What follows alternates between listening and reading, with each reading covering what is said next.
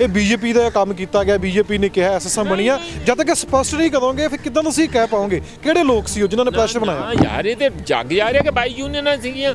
ਉਸ ਤੋਂ ਪਹਿਲਾਂ ਜੋ ਅੰਦੋਲਨ ਚੱਲਦੇ ਅੰਦੋਲਨ ਵਿੱਚ ਜੋ ਪ੍ਰੈਸ਼ਰ ਤੁਸੀਂ ਜਿਵੇਂ ਕਹਿ ਰਹੇ ਜਿਹੜੇ ਬਾਈ ਆਏ ਉਦੋਂ ਵੀ ਸਾਰੇ ਸੀ, ਜਿਹੜੇ ਬਾਈ ਬਾਅਦ ਵਿੱਚ ਆਏ ਆ ਨਾ ਉਦੋਂ ਸਾਰੇ ਪਹਿਲਾਂ ਵੀ ਐਕਟਿਵ ਸੀ ਉਹ ਸਾਰੇ। ਤੁਸੀਂ ਪੱਤਰਕਾਰਾਂ ਦੀ ਵੀ ਗੱਲ ਕੀਤੀ, ਕਿਹੜੇ ਪੱਤਰਕਾਰ ਨੇ ਪ੍ਰੈਸ਼ਰ ਬਣਾਇਆ ਜਾ ਕੇ ਰਾਜਲ ਸਾਹਿਬ ਤੇ? ਕੋਈ ਪੱਤਰਕਾਰ ਨੇ ਉਹਨੇ ਨਾਮ ਲਿਆ ਤਾਂ ਹੈਗਾ? ਕੋਈ ਪ੍ਰੈਸ਼ਰ ਨਹੀਂ ਬਣਾਇਆ ਕਿਸੇ ਦੇ, ਤੁਸੀਂ ਸ਼ਬਦ ਗਲਤ ਵਰਤਦੇ ਆ। ਤੁਸੀਂ ਹੁਣੇ ਨਾਮ ਲਿਆ ਤਾਂ ਹੈਗਾ? ਪ੍ਰੈਸ਼ਰ ਨਹੀਂ ਬਣਾਇਆ, ਮੈਂ ਕਹਿੰਦਾ ਪ੍ਰੈਸ਼ਰ ਨਹੀਂ ਹੁੰਦਾ, ਕੋਈ ਸੁਜੈਸਟ ਕੀਤਾ, ਪਰ ਇਹ ਠੀਕ ਨਹੀਂ ਹੈ ਤੁਹਾਡਾ ਪੁੱਛਣਾ। ਤੁਹਾਨੂੰ ਮੈਂ ਪੁੱਛੂੰ ਤੁਸੀਂ ਆਹ ਖਬਰ ਕਿੱਥੋਂ ਲੈ ਕੇ ਦੱਸਦੇ ਆ ਕਿ ਕੱਲ ਨੂੰ ਫਿਰ ਜੇ ਅੰਦੋਲਨ ਸ਼ੁਰੂ ਹੁੰਦਾ ਹੈ, ਜੋ ਰਾਜੇਵਾਲ ਸਾਹਿਬ ਦਾ ਇੱਕ ਕੱਦ ਬਣਿਆ ਸੀ ਅੰਦੋਲਨ ਦੇ ਵਿੱਚ, ਕਿ ਦੁਬਾਰਾ ਉਹ ਕੱਦ ਉਭਾਰ ਪਾਣਗੇ? ਤੁਸੀਂ ਕਹਿੰਦੇ ਕਿ ਜਿਹੜੇ ਤੇ ਮੈਨੇਜਰ ਹੈਗੇ ਆ ਉਹਨਾਂ ਨੂੰ ਤੇ ਅਸੀਂ ਚੁਣਨਾ ਨਹੀਂ, ਉਹ ਚੁਣ ਕੇ ਜਾਣੇ ਮੈਨੇਜਰ, ਜਨਤਾ 'ਚੋਂ ਚੁਣ ਕੇ ਜਾਣੇ, ਉਹਦੇ 'ਚ ਨਹੀਂ ਅਸੀਂ ਹਿੱਸਾ ਲੈਣਾ।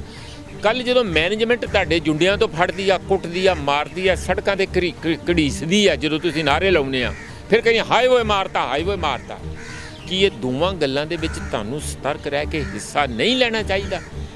ਅਸੀਂ ਕਾਰਪੋਰੇਟਾਂ ਨੂੰ ਖਤਮ ਕਰਨਾ ਚਾਹੁੰਦੇ ਹਾਂ, ਅਸੀਂ ਜ਼ਮੀਨੀ ਸੁਧਾਰ ਜਾਨੀ ਲੈਂਡ ਰਿਫਾਰਮ ਕਰਨਾ ਚਾਹੁੰਦੇ ਹਾਂ, ਅਸੀਂ ਗਰੀਬਾਂ ਨੂੰ ਜ਼ਮੀਨਾਂ ਵੰਡਣੀਆਂ ਚਾਹੁੰਦੇ ਹਾਂ, ਉਹਨਾਂ ਨੂੰ ਘਰ ਦੇਣਾ ਚਾਹੁੰਦੇ ਹਾਂ, ਅਸੀਂ ਨੌਕਰੀਆਂ ਦੇਣੀਆਂ ਚਾਹੁੰਦੇ। ਦੱਸੋ ਨਾ ਕਿਵੇਂ ਦੇਣੀਆਂ? ਨਾਅਰੇ ਲਾ ਕੇ ਸੜਕਾਂ 'ਤੇ ਦੇ ਦੋਗੇ? ਜੇ ਸੱਤਾ ਹੈ ਹੀ ਨਹੀਂ ਤੁਹਾਡੇ ਕੋਲ ਤੇ ਫਿਰ ਤੁਸੀਂ ਕਿਵੇਂ ਇਹ ਸਾਰਾ ਕੁਝ ਦਿਓਗੇ? ਜਾਂ ਇਹ ਆਪਣੀ ਯੂਨੀਅਨ ਦੇ ਵਿੱਚ ਰੈਜ਼ੋਲੂਸ਼ਨ ਪਾਉਣ ਵੀ ਜਿਨ੍ਹਾਂ ਦੀ ਵੀ ਓਪਨਲੀ ਪਾਉਣ ਵੀ ਜਿਨ੍ਹਾਂ ਦੀ ਵੀ 18 ਏਕੜ ਤੋਂ ਜ਼ਿਆਦਾ ਜ਼ਮੀਨ ਹੈਗੀ ਆ, ਅਸੀਂ ਸਾਰਿਆਂ ਦੀਆਂ ਜ਼ਮੀਨਾਂ ਉਹ ਲੈ ਕੇ ਉਹਦੇ ਲਈ ਸੰਘਰਸ਼ ਕਰਾਂਗੇ, ਅਸੀਂ ਗਰੀਬਾਂ 'ਚ ਵੰਡਾਂਗੇ। ਕਰਨ ਗੱਲ ਤਾਂ ਕਹਿੰਦੇ ਨੇ ਐਵੇਂ ਹੋਣਾ ਚਾਹੀਦਾ ਨੂੰ ਛੱਡੋ ਨਾ, ਉਹਦੇ ਲਈ ਲੜਾਈ ਦੇਣ ਨਾ। ਜੇ ਸਾਰੀਆਂ ਜਥੇਬੰਦੀਆਂ ਸਾਥ ਦਿੰਦੀਆਂ ਐਸਐਸਐਮ ਦੀਆਂ ਤਾਂ ਲੱਗਦਾ ਸੀ ਵੀ ਸੀਟਾਂ ਜਿੱਤ ਜਾਂਦੇ। ਜਿੱਤਨੀ ਸਰਕਾਰ ਬਣਾਉਂਦੇ 30 ਸੀਟਾਂ 35 ਵੀ ਸੀਟਾਂ ਜਿਹੜਾ ਆ ਅੱਜ ਦੇ ਰੂਪ 'ਚ ਲੈ ਜੂ ਉਹਦੀ ਸਰਕਾਰ ਚੱਲਣੀ ਆ। ਤੁਸੀਂ ਬਾਕੀ ਦੀਆਂ ਘਟਨੀਆਂ ਵੀ ਤੇ ਸੀਗੀਆਂ ਨਾ ਉਹਦੀਆਂ। ਯੂਨੀਅਨ ਡਰ ਗਈਆਂ ਸੀ ਜਥੇਬੰਦੀਆਂ ਵੀ ਨਹੀਂ ਸਿਆਸਤ ਲੈ ਡਰਨ ਦਾ ਮੈਨੂੰ ਲੱਗਦਾ ਕਿ ਉਹਨਾਂ ਨੂੰ ਕਿਤੇ ਨਾ ਕਿਤੇ ਮਨ ਵਿੱਚ ਬੈਠਾ ਹੋਇਆ ਕਿ ਜਾਂ ਤੇ ਅਸੀਂ ਵੱਡਾ ਹੀ ਕੰਮ ਕਰਨਾ, ਬਹੁਤ ਵੱਡਾ ਕੰਮ ਕਰਨਾ, ਮਤਲਬ ਇਨਕਲਾਬ ਕਰਨਾ, ਤੇ ਜਾਂ ਫਿਰ ਅਸੀਂ ਇਸ ਤਰ੍ਹਾਂ ਹੀ ਸੜਕਾਂ 'ਤੇ ਤੁਰੇ ਫਿਰਨਾ, ਵਿੱਚ ਵਿਚਾਲੇ ਦਾ ਕੰਮ ਨਹੀਂ ਅਸੀਂ ਕਰ ਸਕਦੇ। ਹੁਣ ਨਾ 9 ਮਣ ਤੇਲ ਹੋਵੇ ਨਾ ਰਾਧਾ ਨੱਚੇ। ਪਰ ਅੰਦੋਲਨ ਤੋਂ ਬਾਅਦ ਫਿਰ ਕਿੰਨੇ ਪ੍ਰੈਸ਼ਰ ਪਾਇਆ? ਕਿਹੜੇ ਲੋਕਾਂ ਨੇ ਪ੍ਰੈਸ਼ਰ ਪਾ ਕੇ ਰਾਜੇਵਾਲ ਸਾਹਿਬ ਨੂੰ ਕਿਹਾ ਵੀ ਨਹੀਂ ਸਿਆਸਤ ਦੇ ਵਿੱਚ ਆਓ? ਕਿ ਪ੍ਰੈਸ਼ਰ ਪਾਉਣ ਤੋਂ ਬਾਅਦ ਫਿਰ ਉਹ ਲੋਕ ਨਾਲ ਕਿਉਂ ਨਹੀਂ ਰਹੇ? ਕਾਦੀਆਂ ਸਾਹਿਬ ਦਿਖੇ ਹੀ ਨਹੀਂ, ਮਨਜੀਤ ਰਾਏ ਦਿਖੇ ਹੀ ਨਹੀਂ। ਅਖੀਰ 'ਚ ਜਾ ਕੇ ਅੱਧ ਵਿਚਾਲਿਓ ਪਹੀਆ ਟੁੱਟ ਗਿਆ, ਜਿਵੇਂ ਰੱਥ ਦਾ ਪਹੀਆ ਲੜਦਿਆਂ ਟੁੱਟ ਜਾਂਦਾ ਖੁੰਡੇ ਵਾਲੇ ਸਾਧ ਦਾ। ਬਾਪੂ ਜੀ ਜਿਹੜੇ ਸਾਡੇ ਗੁਰਦੂ ਸਿੰਘ ਮਾਨ ਸਾਹਿਬ, ਉਹਨਾਂ ਨੇ ਆਪਣਾ ਕੈਂਡੀਡੇਟ ਹੀ ਵਾਪਸ ਲੈ ਲਓ। ਤੂੰ ਕੈਂਡੀਡੇਟ ਤੇ ਖੜਾ ਰਹਿਣ ਦੇ, ਇੱਥੇ ਕਿਹੜੀ ਐਡੀ ਵੱਡੀ ਕਿਤੇ ਰਾਸ਼ਟਰਪਤੀ ਦੀ ਅਮਰੀਕਾ ਦੇ ਰਾਸ਼ਟਰਪਤੀ ਦੀ ਚੋਣ ਸੀ। ਮਾਨਸਾ ਤੋਂ ਜਿਹੜਾ ਉਹਨਾਂ ਨੇ ਆਪ ਕੈਂਡੀਡੇਟ ਖੜਾ ਕੀਤਾ ਸੀਗਾ ਭਿੱਖੀ, ਹਾਂ ਗੁਰਨਾਮ ਸਿੰਘ ਭਿੱਖੀ, ਉਹਨੂੰ ਵਾਪਸ ਲੈ ਲਿਆ। ਮੈਂ ਪੁੱਛਿਆ ਵੀ ਕੀ ਲੈ ਲਿਆ? ਉਹ ਜੀ ਪਤਾ ਨਹੀਂ ਇੰਗਲੈਂਡ 'ਚ ਕੁਝ ਹੋਇਆ, ਯਾਨੀ ਇਸ ਕਰਕੇ ਅਸੀਂ ਕੈਂਡੀਡੇਟ ਵਾਪਸ ਲੈ ਲਿਆ। ਕੋਈ ਗੱਲਾਂ ਦੀ ਤੁੱਕ ਹੈਗੀ ਆ, ਕੋਈ ਸਮਝ ਪੈਂਦੀ ਹੈ ਵੀ ਤੂੰ 4 ਦਿਨ ਇਲੈਕਸ਼ਨ ਆ, ਉਦੋਂ ਬਾਅਦ ਜਿਹੜੇ ਮਰਜ਼ੀ ਕੁਛ ਕਰੀ ਚੱਲ। ਇਹ ਤੁਰੇ ਜਾਂਦੀਆਂ ਠਿੱਬੀ ਮਾਰ ਦੇਣੀ। ਇਹ ਯਾਰ ਇਹ ਤੇ ਮੈਨੂੰ ਹੁਣ ਤਾਂ ਹੀ ਇਹ ਲੋਕਾਂ ਦਾ ਨਾ ਬਹੁਤਾ ਕਈ ਵਾਰੀ ਕਾਮਰੇਡ ਟਾਈਪ ਲੋਕਾਂ ਦੇ ਭਰੋਸਾ ਇਸ ਗੱਲੋਂ ਟੁੱਟਦਾ। ਉਹਨਾਂ ਪਿੱਛੇ ਕੋਈ ਰਾਜਨੀਤੀ ਹੋਈ ਜਾਂ ਉਹਨਾਂ ਪਿੱਛੇ ਵੀ ਕੋਈ ਸਿਆਸੀ ਚਿਹਰੇ ਹੈਗੇ ਸੀ ਜਿਨ੍ਹਾਂ ਨੇ ਮਨਾ ਕੀਤਾ ਬਾਕੀ ਜਥੇਬੰਦੀਆਂ ਨੂੰ ਨਹੀਂ ਵੀ ਰਾਜੇਵਾਲ ਸਾਹਿਬ ਦੇ ਨਾਲ ਨਹੀਂ ਜਾਣਾ, ਨਾ ਚੋਣਾਂ ਵਿੱਚ ਭਾਗ ਲੈਣਾ? ਇੱਕ ਦਾ ਤੇ ਤੁਹਾਨੂੰ ਅੱਧ ਵਿਚਾਟਿਓ ਹੀ ਭੱਜੇ ਜਾਂਦੇ ਦਾ ਦੱਸ ਸਕਦਾ ਆ।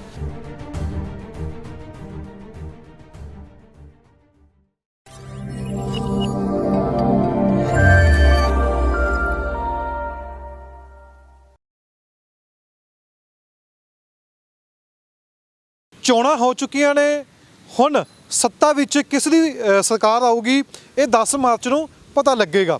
ਪੰਜਾਬ ਦੇ ਵਿੱਚ 5 ਪਾਰਟੀਆਂ ਸਨ, 5 ਪਾਰਟੀਆਂ ਦੇ ਨੁਮਾਇੰਦੇ ਖੜੇ ਹੋਏ ਸਨ, ਪਰ ਕਈ ਪਾਰਟੀਆਂ ਆਪਣੇ ਪੂਰੇ ਉਮੀਦਵਾਰ ਵੀ ਨਹੀਂ ਉਤਾਰ ਪਾਈਆਂ।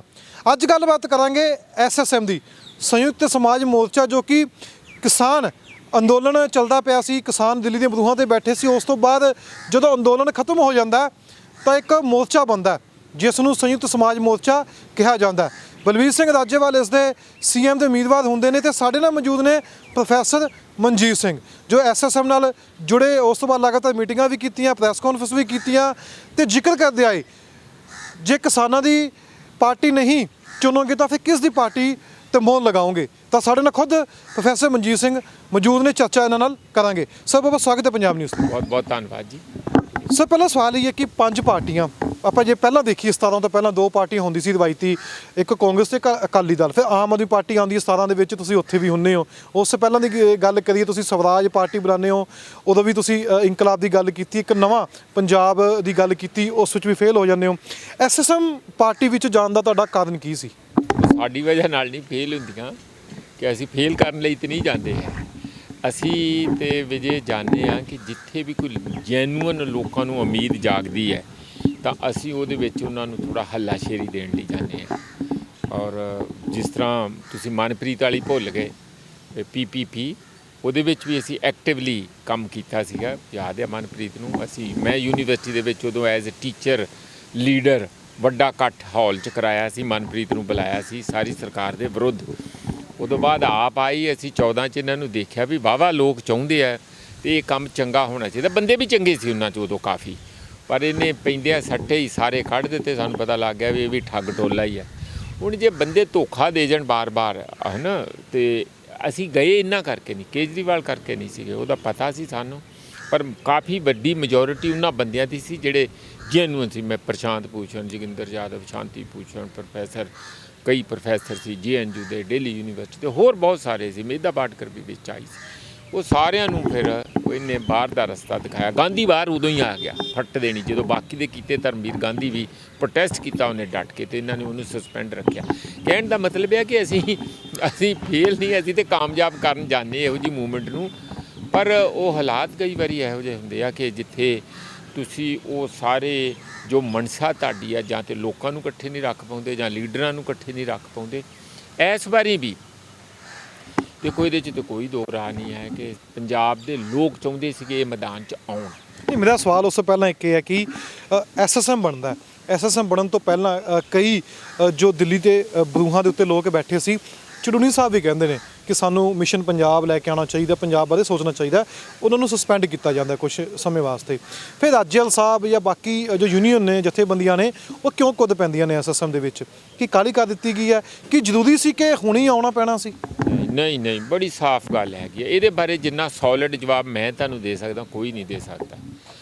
ਉਹ ਅਸੀਂ ਲਗਾਤਾਰ ਰਾਜੇਵਾਲ ਦੇ ਨਾਲ ਜਾਂ ਹੋਰਨਾਂ ਲੀਡਰਾਂ ਨਾਲ ਵੀ ਸਾਰਿਆਂ ਨੂੰ ਉੱਥੇ ਜਾ ਕੇ ਵੀ ਮਿਲਦੇ ਸੀ। ਜਦੋਂ ਪੰਜਾਬ ਕੋਈ ਮੀਟਿੰਗ ਕਰਦੇ ਸੀ ਉਦੋਂ ਵੀ ਅਸੀਂ ਇਨ ਟੱਚ ਹੁੰਦੇ ਸੀ। ਭਾਈ ਜੇ ਤਾਂ ਤੁਸੀਂ ਲੋਕ ਆ ਚਾਹੁੰਦੇ ਆ ਤੁਹਾਡੇ ਤੋਂ ਕਿ ਬਦਲ ਦਿਓ, ਐਤਕੀ ਪਲਟਾ ਮਾਰ ਦਿਓ। ਕੌਣ ਤੁਸੀਂ ਜਾ ਕੇ ਗੱਲ ਕਰਦੇ ਸੀ? ਬਥੇਰੇ ਸੀਗੇ। ਜਿਸ ਤਰ੍ਹਾਂ ਹੁਣ ਉਹਨਾਂ ਦੇ ਆਪਣੇ ਕੁਝ ਵਰਕਰ ਹੁੰਦੇ ਸੀਗੇ, ਕੁਛ ਅਸੀਂ ਹੁੰਦੇ ਸੀ, ਕੁਛ ਜਰਨਲਿਸਟ ਵੀ ਜਿਹੜੇ ਪੰਜਾਬ ਦੇ ਵਿੱਚ ਚਾਹੁੰਦੇ ਆ। ਉਹ ਨਾਂ ਲੈਣ ਦੀ ਕੋਈ ਬਹੁਤੀ ਲੋੜ ਨਹੀਂ ਹੈਗੀ, ਪਰ ਅਸੀਂ ਸਾਰੇ ਸੀਗੇ। ਮੈਂ ਤੁਹਾਡੇ ਸਾਹਮਣੇ ਕਹਿ ਰਿਹਾ, ਹੋਰ ਵੀ ਬੰਦੇ ਹੁੰਦੇ ਸੀ ਜਿਹੜੇ ਗੱਲ ਕਰਦੇ ਸੀਗੇ ਰਾਜੇਵਾਲ ਦੇ ਨਾਲ ਕਿ ਦੇਖੋ ਰਾਜੇਵਾਲ ਜੀ, ਕਿ ਇਹ ਗੱਲ ਸਾਰੀ ਹੈਗੀ ਕਿ ਸਾਨੂੰ ਸੋਚਣਾ ਚਾਹੀਦਾ। ਉਹਨਾਂ ਦਾ ਇੱਕੋ ਹੀ ਅਖੀਰ ਤੱਕ ਇਹੋ ਹੀ ਸ਼ਬਦ ਸੀਗੇ ਕਿ ਜੇ ਅਸੀਂ ਇਹਦੇ ਬਾਰੇ ਮਾੜੀ ਮੋਟੀ ਵੀ ਰਾਏ ਜਿਸ ਦੇ ਵਿੱਚ ਬਣਾਈ, ਜਾਣੀ ਚੋਣਾਂ ਬਾਰੇ, ਤਾਂ ਇਹ ਗੱਲ ਫੈਲਦੀ ਕਰੋ ਤਿਆਰੀ ਇਹੋ ਜਿਹੀ ਗੱਲ ਫੈਲਣੀ ਹੈ ਕਿ ਸਾਡਾ ਸਿੱਧਾ ਅਸਰ ਜਿਹੜਾ ਉੱਥੇ ਨੈਗੋਸੀਏਸ਼ਨ 'ਤੇ ਪਊਗਾ। ਜਿਹੜੀਆਂ ਅਸੀਂ ਮੰਗਾਂ ਲੈ ਕੇ ਇੰਨੀ ਦੇਰ ਦੇ ਬੈਠੇ ਹਾਂ, ਮੈਂ ਨਹੀਂ ਚਾਹੁੰਦਾ ਕਿ ਉਹਦੀ ਕੀਮਤ 'ਤੇ ਕਿਸੇ ਵੀ ਤਰੀਕੇ ਦਾ ਕੋਈ ਹੋਰ ਕੰਮ ਕੀਤਾ ਜਾਵੇ, ਭਾਵੇਂ ਪੋਲੀਟਿਕਸ ਹੋਵੇ, ਭਾਵੇਂ ਚੋਣਾਂ, ਭਾਵੇਂ ਕੁਛ ਵੀ ਹੋਵੇ। ਇਹ ਉਹਨਾਂ ਦੀ, ਮੈਂ ਚਸ਼ਮਦੀਦ ਗਵਾਹ ਹਾਂ ਇਸ ਗੱਲ ਦਾ ਕਿ ਇਹ ਉਹਨਾਂ ਦੀ ਦਿਆਨਤਦਾਰੀ ਸੀ, ਜਾਂ ਇੰਝ ਕਹਿ ਲਓ ਕਿ ਰਾਜੇਵਾਲ ਹੋਣਾ ਦੀ ਇਹ ਸਮਝਦਾਰੀ ਅਤੇ ਨਾਲ ਹੀ ਇੱਕ ਇਮਾਨਦਾਰੀ ਨਾਲ ਉਸ ਮੂਵਮੈਂਟ ਨੂੰ ਕਮਿਟਡ ਹੋਣਾ, ਇਹ ਬੜਾ ਸਾਫ਼ ਦਰਸਾਉਂਦਾ ਕਿ ਉਹਨਾਂ ਨੇ ਕਿਸੇ ਨੂੰ ਵੀ ਹਰ ਕਿਸਮ ਦਾ, ਅਸੀਂ ਜਿਸ ਤਰ੍ਹਾਂ ਦਬਾਅ ਵੀ ਪਾਈਦਾ ਕਈ ਵਾਰੀ, ਫਿਰ ਤੁਸੀਂ ਹੁਣ ਬਾਅਦ ਵਿੱਚ ਕੀ ਕਰੋਗੇ, ਇਹ ਹੋ ਗਏ, ਜਿਸ ਤਰ੍ਹਾਂ ਬੰਦੇ ਕਰਦੇ ਹੀ ਹੁੰਦੇ ਆ। ਅਸੀਂ ਕੀਤੀ ਗੱਲ, ਉਹ ਹੱਸ ਕੇ ਟਾਲ ਦਿੰਦੇ ਸੀਗੇ ਵੀ ਨਹੀਂ ਇਸ ਤਰ੍ਹਾਂ ਦੀ ਗੱਲ ਨਹੀਂ ਹੈਗੀ, ਆਪਾਂ ਇਹਦੇ ਬਾਰੇ ਅਜੇ ਕੋਈ ਗੱਲ ਨਹੀਂ ਕਰਨੀ। ਸਾਨੂੰ ਚੰਗਾ ਲੱਗਦਾ ਸੀ, ਸੱਚੀ ਗੱਲ ਹੈ ਕਿ ਇਸ ਗੱਲੋਂ ਚੰਗਾ ਲੱਗਦਾ ਕਿ ਇਹਨਾਂ ਦੀ ਇਸ ਗੱਲੋਂ ਤੇ ਤੁਸੀਂ ਦੇਖੋ ਕਿ ਘੱਟੋ ਘੱਟ ਪੂਰੀ ਟੋਟਲ ਡੈਡੀਕੇਸ਼ਨ ਆ ਉਸ ਮੂਵਮੈਂਟ ਲਈ। ਹੋ ਸਕਦਾ ਇਹੋ ਜਿਹੀ ਡੈਡੀਕੇਸ਼ਨ ਕਰਕੇ ਹੀ ਉਹ ਇੱਕ ਵੱਡੇ ਉੱਥੋਂ ਚਿਹਰੇ ਵੀ ਉਸ ਮੂਵਮੈਂਟ 'ਚੋਂ ਐਮਰਜ ਹੋਏ। ਨਹੀਂ, ਉਸ ਤੋਂ ਬਾਅਦ ਵਾਪਸ ਆ ਜਾਂਦਾ ਅੰਦੋਲਨ। ਫਿਰ ਕੌਣ, ਤੁਸੀਂ ਜਿਵੇਂ ਜ਼ਿਕਰ ਕਰ ਰਹੇ ਹੋ ਕਿ ਬਹੁਤ ਵਿਅਕਤੀ ਸਨ ਜੋ ਕਹਿੰਦੇ ਸਨ ਰਾਜੇਵਾਲ ਸਾਹਿਬ ਨੂੰ ਕਿ ਬਦਲ ਲੈ ਕੇ ਆਈਏ, ਇੱਕ ਸਿਆਸੀ ਪਾਰਟੀ ਬਣਾਓ। ਚੱਲਦੇ ਅੰਦੋਲਨ ਦੇ ਵਿੱਚ ਤਾਂ ਨਹੀਂ ਗੱਲ ਹੋਈ, ਪਰ ਅੰਦੋਲਨ ਤੋਂ ਬਾਅਦ ਫਿਰ ਕਿੰਨੇ ਪ੍ਰੈਸ਼ਰ ਪਾਇਆ? ਕਿਹੜੇ ਲੋਕਾਂ ਨੇ ਪ੍ਰੈਸ਼ਰ ਪਾ ਕੇ ਰਾਜੇਵਾਲ ਸਾਹਿਬ ਨੂੰ ਕਿਹਾ ਵੀ ਨਹੀਂ ਸਿਆਸਤ ਦੇ ਵਿੱਚ ਆਓ? ਕਿ ਪ੍ਰੈਸ਼ਰ ਪਾਉਣ ਤੋਂ ਬਾਅਦ ਫਿਰ ਉਹ ਲੋਕ ਨਾਲ ਕਿਉਂ ਨਹੀਂ ਰਹੇ? ਦੂਜੀ ਗੱਲ ਦਾ ਵੀ ਮੈਂ ਸੱਚ ਵਿੱਚੋਂ ਕੱਟ ਗਿਆ ਮੈਂ ਦੱਸਣਾ ਚਾਹੁੰਦਾ, ਚੜੂਨੀ ਵਾਲੀ ਗੱਲ ਜਿਹੜੀ ਤੁਸੀਂ ਛੇੜੀ ਸੀ। ਦੇਖੋ ਚੜੂਨੀ ਦਾ ਕਿਉਂ ਉਹਨੂੰ ਸੈਂਸਰ ਕੀਤਾ, ਉਹ ਇਸ ਕਰਕੇ ਕੀਤਾ ਸੀ ਕਿ ਉਹ ਖੁਦ ਨਹੀਂ ਸੀ ਚਾਹੁੰਦੇ ਕਿ ਇਹੋ ਜਿਹਾ ਕੁਝ ਵਿੱਚੋਂ ਕੰਮ ਨਵਾਂ ਰੇੜਕਾ ਸ਼ੁਰੂ ਕਰਤਾ ਜਾਏ। ਕਿਉਂਕਿ ਉਹ ਤਾਂ ਪਹਿਲਾਂ ਹੀ ਕਹਿੰਦੇ ਸੀ ਬੀਜੇਪੀ ਵਾਲੇ ਇਹਦੇ ਰਾਜਨੀਤਿਕ ਲੋਕ ਆ, ਰਾਜਨੀਤੀ ਕਰਨ ਆਏ ਆ, ਇਸ ਲਈ ਆਹ ਦੇਖੋ ਉਹ ਚੜੂਨੀ ਦਾ ਵੀ ਕੇਸ ਚੱਲਿਆ ਉੱਥੇ, ਆਹ ਦੇਖੋ ਚੋਣਾਂ ਦੇ ਵਿੱਚ ਉੱਤਰ ਆਏ। ਅਤੇ ਇਸ ਕਰਕੇ ਚੜੂਨੀ ਨੂੰ ਜਦੋਂ ਮਹੀਨੇ ਲਈ ਬਾਹਰ ਕੀਤਾ ਸੀ ਉਹਦਾ ਕਾਰਨ ਇਹੀ ਸੀ ਕਿ ਚੱਲਦੀ ਮੂਵਮੈਂਟ 'ਚ ਕੋਈ ਵੀ ਕਿਸੇ ਕਿਸਮ ਦਾ ਕੰਪਰੋਮਾਈਜ਼ ਨਹੀਂ। ਹੁਣ ਇਹ ਆ ਕਿ ਬਾਅਦ ਵਿੱਚ ਕਿਵੇਂ ਹੋਇਆ ਜਦੋਂ ਮੈਦਾਨ ਖੁੱਲ੍ਹ ਗਿਆ, ਜਦੋਂ ਜਿੱਤ ਦੇ ਨਗਾਰੇ ਵੱਜੇ ਗਏ, ਤਿੰਨੇ ਹੀ ਕਾਨੂੰਨ ਵਾਪਸ ਹੋ ਗਏ। ਬਾਕੀ ਤਾਂ ਮੰਗਾਂ ਅਜੇ ਖੜੀਆਂ, ਉਹ ਤਾਂ ਖੜੀਆਂ ਰਹਿਣਗੀਆਂ 5 ਸਾਲ 10 ਸਾਲ ਸਾਰੀ ਉਮਰ, ਕਿੰਨੇ 50 ਸਾਲ ਤੇ ਪਹਿਲਾਂ ਲੜਦਿਆਂ ਨੂੰ ਹੋ ਗਏ, ਉਹ ਤਾਂ ਮੰਗਾਂ ਨਹੀਂ ਖਤਮ ਹੋਣਗੀਆਂ, ਵੱਧ ਸਕਦੀਆਂ। ਪਰ ਇਸ ਪੜਾਅ ਦੇ ਉੱਤੇ ਪੂਰਨ ਜਿੱਤ ਜਿਹਨੂੰ ਤੁਸੀਂ ਕਹਿੰਦੇ ਆ ਉਹਨੂੰ, ਕਿਉਂਕਿ 3 ਕਾਨੂੰਨ ਵਾਪਸ ਕਰਾਉਣ ਗਏ ਸੀ, ਉਹ ਕਰਵਾ ਕੇ ਵਾਪਸ ਆਏ ਅਤੇ ਲੋਕਾਂ ਦੇ ਵਿੱਚ ਜੋਸ਼ ਬਹੁਤ ਸੀ ਵੀ ਐਤਕੀ ਹੁਣ ਪਲਟਾ ਕਰੀਏ, ਰਾਜ ਪਲਟਾ ਕਰ ਦਈਏ, ਵੀ ਨਵੀਂ ਪਾਰਟੀ ਜਾਂ ਨਵੀਂ ਰਾਜਨੀਤੀ ਇੱਥੇ ਲੈ ਕੇ ਆਈਏ। ਉਹਦੇ 'ਚ ਹੁਣ ਦਿੱਕਤ ਸਭ ਤੋਂ ਵੱਡੀ ਇਹੀ ਹੈ ਕਿ ਕੁਝ ਪਾਰਟੀਆਂ ਜਿਹੜੀਆਂ ਯੂਨੀਅਨਾਂ ਕਹੋ ਯੂਨੀਅਨਾਂ ਜਿਹੜੀਆਂ ਉਹ ਜਿਸ ਤਰ੍ਹਾਂ ਹੁਣ ਅਗਰਾਹਾਂ ਵਾਲੇ ਆ, ਵੱਡੀ ਯੂਨੀਅਨ ਆ, ਜਾਂ ਹੋਰ ਵੀ ਡੱਲੇਵਾਲ ਨਹੀਂ ਪਾਰਟੀਸਪੇਟ ਕੀਤੇ, ਡਾਕਟਰ ਦਰਸ਼ਨਪਾਲ ਵੀ ਸਿੱਧੇ ਤੌਰ 'ਤੇ ਨਹੀਂ ਕੋਈ ਪਾਰਟੀਸਪੇਟ ਕੀਤੇ, ਹੋਰ ਵੀ ਕਈ ਯੂਨੀਅਨਾਂ ਸੀ ਜਿਨ੍ਹਾਂ ਨੇ ਸਿੱਧੇ ਤੌਰ 'ਤੇ ਇਹਦੇ 'ਚ ਆਉਣਾ ਵੀ ਦੇਖੋ ਸਾਡੀਆਂ ਤਾਂ ਮਜਬੂਰੀਆਂ ਪੁੱਛਦੇ ਸੀ, ਮਜਬੂਰੀਆਂ ਕੀ ਹੈ ਉਹਨਾਂ ਦੇ ਪਿੱਛੇ ਜਿਹੜੇ ਪੋਲੀਟੀਕਲ ਆਊਟਫਿਟ ਆ, ਉਹਨਾਂ ਦੇ ਜਿਹੜੇ ਥਿੰਕ ਟੈਂਕ ਆ, ਰਾਜਨੀਤਿਕ ਥਿੰਕ ਟੈਂਕ ਆ, ਇਹ ਤਾਂ ਚਿਹਰੇ ਹੈਗੇ ਆ ਕਿਸਾਨ ਮੂਵਮੈਂਟ ਦੇ, ਪਰ ਪਿੱਛੇ ਪੋਲੀਟਿਕਸ ਉਹਨਾਂ ਦੇ ਵੀ ਹੈਗੀ ਆ। ਉਹ ਬੰਦੇ ਜਿਹੜੇ ਸੀਗੇ ਕਹਿੰਦੇ ਸੀਗੇ ਕਿ ਨਹੀਂ ਆਪਾਂ ਇਸ ਪਾਸੇ ਨਹੀਂ ਚੱਲਣਾ, ਜਾਣੀ ਕਾਰਨ ਉਹਨਾਂ ਦੇ ਆਪਣੇ ਹੋਣਗੇ, ਆਈਡੀਆਲੋਜੀਕਲ ਆ, ਵਿਚਾਰਧਾਰਕ ਆ, ਕੀ ਆ ਉਹ ਜਾਣਨ। ਉਹਨਾਂ ਤੋਂ ਤੁਸੀਂ ਪੁੱਛ ਸਕਦੇ ਆ ਵੀ ਕਿਉਂ ਤੁਸੀਂ ਐਡਾ ਵੱਡਾ ਇੱਕ ਤੁਹਾਨੂੰ ਲੋਕਾਂ ਨੇ ਚਾਂਸ ਦਿੱਤਾ ਸੀ, ਸਾਰੀ ਇਹ ਜਨ ਅੰਦੋਲਨ ਉਹਨਾਂ ਪਿੱਛੇ ਕੋਈ ਰਾਜਨੀਤੀ ਹੋਈ ਜਾਂ ਉਹਨਾਂ ਪਿੱਛੇ ਵੀ ਕੋਈ ਸਿਆਸੀ ਚਿਹਰੇ ਹੈਗੇ ਸੀ ਜਿਨ੍ਹਾਂ ਨੇ ਮਨਾ ਕੀਤਾ ਬਾਕੀ ਜਥੇਬੰਦੀਆਂ ਨੂੰ ਨਹੀਂ ਵੀ ਰਾਜੇਵਾਲ ਸਾਹਿਬ ਦੇ ਨਾਲ ਨਹੀਂ ਜਾਣਾ, ਨਾ ਚੋਣਾਂ ਵਿੱਚ ਭਾਗ ਲੈਣਾ? ਇੱਕ ਦਾ ਤੇ ਤੁਹਾਨੂੰ ਅੱਧ ਵਿਚਾਟਿਓ ਹੀ ਭੱਜੇ ਜਾਂਦੇ ਦਾ ਦੱਸ ਸਕਦਾ ਆ। ਹੁਣ ਜਿਨ੍ਹਾਂ ਨੇ ਨਹੀਂ ਸੀ ਉਹ ਤੇ ਸ਼ੁਰੂ ਤੋਂ ਉਹਨਾਂ ਨੇ ਨਾ ਕਰਤੀ, ਬੜੀ ਆਨਰੇਬਲੀ, ਕੋਈ ਗੱਲ ਨਹੀਂ, ਚੁੱਪ ਕਰਕੇ ਬੈਠੇ ਰਹਿੰਦੇ ਤੇ ਚੰਗੀ ਗੱਲ ਸੀ। ਪਰ ਜਦੋਂ ਆ ਕੇ ਪ੍ਰੈਸ ਵਿੱਚ ਕਹਿਣਾ ਸ਼ੁਰੂ ਕਰਤਾ ਲਗਾਤਾਰ ਅਸੀਂ ਨਹੀਂ ਵਿੱਚ, ਉਹ ਬਰਾੜ ਸਾਹਿਬ ਨੇ ਕੀ ਸੀ ਪੈਸਾ ਬਿਲਕੁਲ ਕੀਤੀ, ਆਖਰੀ ਦਿਨ ਵੀ ਕੀਤੀ, ਚੋਣਾਂ ਤੋਂ ਇੱਕ ਦਿਨ ਪਹਿਲਾਂ ਨਹੀਂ ਸੀ ਕਰਨੀਆਂ ਚਾਹੀਦੀਆਂ ਕਿ ਤੁਸੀਂ ਨਹੀਂ ਲੜਦੇ ਤੇ ਨਾ ਲੜੋ, ਪਰ ਤੁਸੀਂ ਆ ਕੇ ਛਾਲਾਂ ਮਾਰ ਕੇ ਕੁੱਦ ਕੇ ਇਹ ਗੱਲ ਕਹੋਗੇ ਕਿ ਅਸੀਂ ਨਹੀਂ, ਉਹਨੂੰ ਉਹਨਾਂ ਨੇ ਉਹ ਮੂਵਮੈਂਟ ਦੀ ਹਵਾ ਜਿਹੜੀ ਇੱਕ ਬਣ ਰਹੀ ਸੀ, ਹਵਾ ਨਿਕਲੀ, ਉਹਨੂੰ ਠੰਡਾ ਕੀਤਾ। ਜਿਹੜੇ ਵਿੱਚ ਬਾਈ ਬੈਠੇ ਸੀਗੇ ਤੁਸੀਂ ਉਹਨਾਂ ਦੀ ਗੱਲ ਲੈ ਲਓ, ਚਾਰ ਉਹਨਾਂ 'ਚ ਵੀ ਚਲੇ ਗਏ ਸੀ। ਨਹੀਂ ਮਤਲਬ ਹੁਣ ਤੁਸੀਂ ਇਹ ਦੇਖੋ ਵੀ ਪਹਿਲਾਂ ਉਹੀ ਬੰਦੇ ਜਿਹੜੀ ਪਹਿਲੀ ਪ੍ਰੈਸ ਕਾਨਫਰੰਸ 36 ਸੈਕਟਰ 'ਚ ਜਿਹੜੀ ਹੋਈ ਉੱਥੇ ਪੀਪਲ ਕਨਵੈਨਸ਼ਨ ਹਾਲ 'ਚ ਸਾਰਿਆਂ ਨੇ ਸੁਣੀ, ਬੜਾ ਜੋਸ਼ ਸੀਗਾ ਵੀ 117 ਤੇ ਲੜ ਰਹੇ, ਉਦੋਂ ਵੀ ਜੋਸ਼ ਸੀ, ਬਾਈਆਂ ਦਾ ਵੀ ਜੋਸ਼ ਸੀਗਾ। ਕਾਦੀਆਂ ਸਾਹਿਬ ਦਿਖੇ ਹੀ ਨਹੀਂ, ਮਨਜੀਤ ਰਾਏ ਦਿਖੇ ਹੀ ਨਹੀਂ, ਅਖੀਰ 'ਚ ਜਾ ਕੇ ਅੱਧ ਵਿਚਾਲਿਓ ਪਹੀਆ ਟੁੱਟ ਗਿਆ, ਜਿਵੇਂ ਰੱਥ ਦਾ ਪਹੀਆ ਲੜਦਿਆਂ ਟੁੱਟ ਜਾਂਦਾ ਖੁੰਡੇ ਵਾਲੇ ਸਾਧ ਦਾ। ਬਾਪੂ ਜੀ ਜਿਹੜੇ ਸਾਡੇ ਗੁਰਦੂ ਸਿੰਘ ਮਾਨ ਸਾਹਿਬ, ਉਹਨਾਂ ਨੇ ਆਪਣਾ ਕੈਂਡੀਡੇਟ ਹੀ ਵਾਪਸ ਲੈ ਲਓ, ਤੂੰ ਕੈਂਡੀਡੇਟ 'ਤੇ ਖੜਾ ਰਹਿਣ ਦੇ, ਇੱਥੇ ਕਿਹੜੀ ਐਡੀ ਵੱਡੀ ਕਿਤੇ ਰਾਸ਼ਟਰਪਤੀ ਦੀ, ਅਮਰੀਕਾ ਦੇ ਰਾਸ਼ਟਰਪਤੀ ਦੀ ਚੋਣ ਸੀ। ਕਾਰਨ ਕੀ ਹੋਇਆ ਕਿ ਜਿਹੜੇ ਪੋਲੀਟੀਕਲ ਦਬਾਅ, ਜਿਹੜੇ ਕਹਿੰਦੇ ਨਾ ਅਸੀਂ ਪੋਲੀਟੀਕਲ ਨਹੀਂ ਹੈ, ਉਹਨਾਂ ਦੇ ਪੋਲੀਟੀਕਲ ਦਬਾਅ ਦੀ ਮੈਂ ਗੱਲ ਕਰਦਾ ਕਿ ਰੁਲਦੂ ਹੁਣਾਂ ਦੀ ਪਾਰਟੀ ਨੇ ਜਿਹੜੀ ਲਿਬਰੇਸ਼ਨ PIML ਲਿਬਰੇਸ਼ਨ ਆ, ਉਹਨਾਂ ਨੇ ਕਰ ਲਿਆ ਆਪਣੇ ਤੌਰ 'ਤੇ ਲੜਨੀਆਂ, ਅਸੀਂ ਵਿੱਚ ਆਪਣੇ ਚੋਣ ਨਿਸ਼ਾਨ 'ਤੇ ਲੜਨੀ, ਚੋਣ ਨਿਸ਼ਾਨ ਪਿਆਰਾ। ਆਹ ਜਿਹੜਾ ਸੰਯੁਕਤ ਸਮਾਜ ਮੋਰਚੇ ਦਾ ਚੋਣ ਨਿਸ਼ਾਨ ਆ ਜਾਂ ਜੋ ਵੀ ਆ, ਅਸੀਂ ਇਸ ਫਰੰਟ ਤੋਂ ਚੋਣਾਂ ਨਹੀਂ ਲੜਨੀਆਂ, ਫਿਰ ਤਾਂ ਸਾਡਾ ਪਾਰਟੀ ਦਾ ਕੰਮ ਹੀ ਕੀ ਹੈ, ਅਸੀਂ ਤਾਂ ਫਿਰ ਦੂਜਿਆਂ 'ਚ ਰਲ ਗਏ, ਫਿਰ ਸਾਡਾ ਆਪਣਾ ਬ੍ਰਾਂਡ ਦਾ ਕੀ ਬਣੂ। ਉਹਨਾਂ ਨੇ ਆਪਣੇ ਪੈਰਲਲ ਕੈਂਡੀਡੇਟ ਖੜੇ ਕਰਤੇ। ਰੁਲਦੂ ਕਹਿੰਦਾ ਕਿ ਮੈਂ ਪ੍ਰੈਸ ਕਾਨਫਰੰਸ 'ਚ ਤੁਹਾਡੇ ਨਾਲ ਸੀਗਾ ਐਜ਼ ਕਿਸਾਨ, ਮੈਂ ਅੱਜ ਵੀ SSM ਦੇ ਨਾਲ, ਉਸ ਅਖੀਰ ਤੱਕ ਸਾਡੀਆਂ ਸਾਰੀਆਂ ਮੀਟਿੰਗਾਂ 'ਚ ਰਹੇ, ਇੱਥੋਂ ਤੱਕ ਕਿ ਜਿਹੜਾ ਰਿਲੀਜ਼ ਕਰਨਾ ਸੀਗਾ ਆਪਣਾ ਮੈਨੀਫੈਸਟੋ ਰਿਲੀਜ਼ ਹੋਇਆ ਤੁਹਾਡੇ ਸਾਹਮਣੇ ਸਾਰਿਆਂ ਦੇ ਹੋਇਆ, ਪ੍ਰੈਸ ਕਾਨਫਰੰਸ ਕਰਕੇ ਪ੍ਰੈਸ ਕਲੱਬ 'ਚ, ਉਹਦੇ 'ਚ ਵੀ ਆਏ, ਅਸੀਂ ਉਹਨਾਂ ਨੂੰ ਰਿਕੁਐਸਟ ਕੀਤੀ, ਉਹ ਆਏ, ਆ ਕੇ ਰਿਲੀਜ਼ ਕਰਕੇ ਗਏ ਸਾਡਾ ਇਕਰਾਰਨਾਮਾ। ਉਹਦੇ ਤੋਂ 2-4 ਦਿਨ ਬਾਅਦ ਪਤਾ ਲੱਗਦਾ ਕਿ ਮਾਨਸਾ ਤੋਂ ਜਿਹੜਾ ਉਹਨਾਂ ਨੇ ਆਪ ਕੈਂਡੀਡੇਟ ਖੜਾ ਕੀਤਾ ਸੀਗਾ ਭਿੱਖੀ, ਹਾਂ ਗੁਰਨਾਮ ਸਿੰਘ ਭਿੱਖੀ, ਉਹਨੂੰ ਵਾਪਸ ਲੈ ਲਿਆ। ਮੈਂ ਪੁੱਛਿਆ ਵੀ ਕੀ ਲੈ ਲਿਆ, ਉਹ ਜੀ ਪਤਾ ਨਹੀਂ ਇੰਗਲੈਂਡ 'ਚ ਕੁਝ ਹੋਇਆ, ਯਾਨੀ ਇਸ ਕਰਕੇ ਅਸੀਂ ਕੈਂਡੀਡੇਟ ਵਾਪਸ ਲੈ ਲਿਆ। ਕੋਈ ਗੱਲਾਂ ਦੀ ਤੁੱਕ ਹੈਗੀ ਆ, ਕੋਈ ਸਮਝ ਪੈਂਦੀ ਹੈ ਵੀ ਤੂੰ 4 ਦਿਨ ਇਲੈਕਸ਼ਨਾਂ, ਉਦੋਂ ਬਾਅਦ ਜਿਹੜੇ ਮਰਜ਼ੀ ਕੁਛ ਕਰੀ ਚੱਲ, ਇਹ ਤੁਰੇ ਜਾਂਦੇ ਠਿੱਬੀ ਮਾਰ ਦੇਣੀ। ਇਹ ਯਾਰ ਇਹ ਤਾਂ ਮੈਨੂੰ ਹੁਣ ਤਾਂ ਹੀ ਇਹ ਲੋਕਾਂ ਦਾ ਨਾ ਬਹੁਤਾ ਕਈ ਵਾਰੀ ਕਾਮਰੇਡ ਟਾਈਪ ਲੋਕਾਂ ਦੇ ਭਰੋਸਾ ਇਸ ਗੱਲੋਂ ਟੁੱਟਦਾ ਕਿ ਤੁਸੀਂ ਇੰਨਾ ਵੀ ਫੈਸਲਾ ਨਹੀਂ ਲੈ ਸਕਦੇ।